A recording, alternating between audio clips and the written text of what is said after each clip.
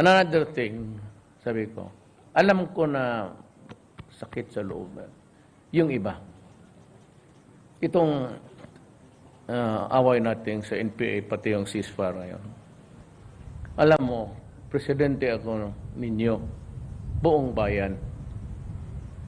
You know, we have to somehow end this war. This has been going on for 45 years. Do you mean to say another 45 years tayo? So, I have to end somehow this generation. Baka, yung iba na matagal na serbisyo, alam ko, masakit sa inyo yan.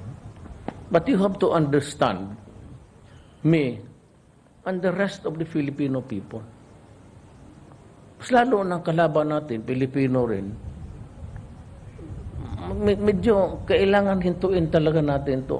This has been dragging on for 45 years. Sana magkaroon kayo ng pagtingin sa akin. I'm not a communist. I am just a Filipino, period.